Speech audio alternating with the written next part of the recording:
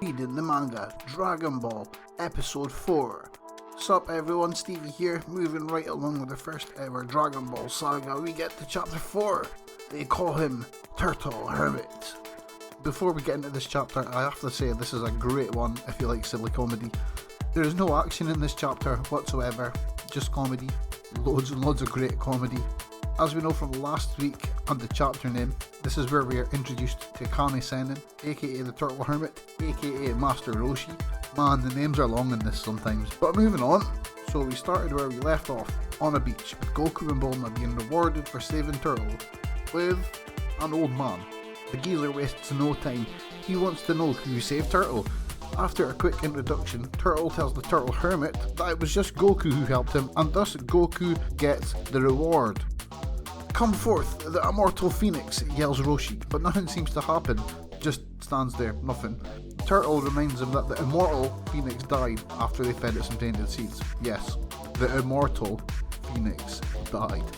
Awesome. The Turtle Hermit then yells, "Come to me, Kinto-un! Kinto-un!" However you want to say it, he shouts it out and the magical cloud, also known as a flying nimbus, appears from the sky to his relief.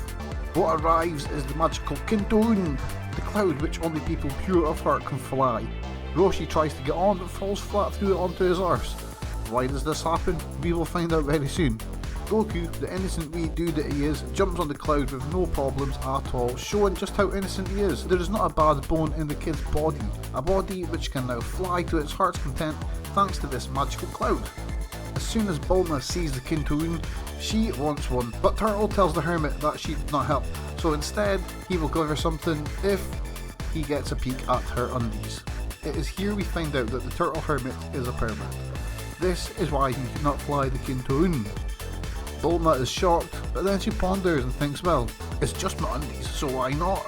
Now if you remember back in chapter 2, Goku innocently, somehow, removes Bulma's panties. She is pantyless, so Bulma just thinks, oh well, I'll show them my panties, yells, "Look fast!" and lifts her nightdress up, bearing everything to Roshi and Turtle, who unexpectedly got to see that as well. We get our first Roshi nosebleed. This is one of the funnier tropes in Dragon Ball. And yeah, Bulma's just standing there, totally naked, and she does not even realise it.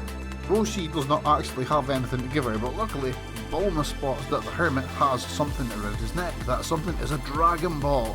The Hermit never knew what the Dragon Ball was, and he certainly did not know that they were valuable.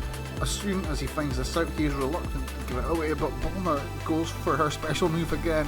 Flirt mode activate, and again she lifts up her dress, unknowingly showing Roshi everything. Needless to say, she gets Dragon Ball, and Roshi, who already thought he got lucky, now thinks he has got his money's worth. He is just on top of the world. Roshi's had the best day of his life. They all go their separate ways. Turtle Hermit goes back to what we will be introduced to as Kame House, and our two protagonists head back to Bulma's hoi potty house as she needs to get dressed. It is now that Bulma realises she had no panties on the whole time. It's just ridiculous, awesome, it's just so stupid. It really is so stupid, but it's great. Yes, she realises she was naked, and Goku just innocently tells her why she was naked. Rage does not seem to describe the emotions that anyone would be going through in this situation, let alone Bulma. It's a good job that Goku is borderline superhuman, as Bulma pulls out her machine gun and shoots the crap out of Goku. She is just on fire, raging. It's hilarious. Once Bulma gets dressed and composes her emotions, they go to leave the house. Bulma wants to have a shot in this Kinto-un thing, but shock horror, she just falls right through it. Who would have thought that Bulma has an impure soul? She puts this down to her beauty. Okay, Bulma, that is the reason why you can't fly the cloud. End sarcasm. The pair leave to find the next Dragon Ball. After 3 days on the road, the pair get to a seemingly deserted village. They can't see anyone in this town, but Goku can sense people, and it is here the chapter ends. In closing, this chapter was one of the funniest of all the Dragon Ball chapters, period. We have things like the immortal phoenix being killed by bad seeds, and a payoff to Goku depantying Bulma a few chapters ago, and we also get introduced to more staples in the Dragon Ball franchise in this chapter. We have Roshi, and we have the flying nimbus, a person and a near sentient item which will stay relevant right through to modern day Dragon Ball. I cannot speak highly about this chapter. I love silly comedy, and this had it by the bucket load.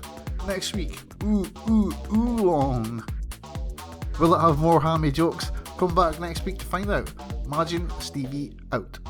Oh, and before I go, remember and hit subscribe, turn notifications on. I'm doing loads of South Park videos just now. Check them out, because why not? Who doesn't like South Park?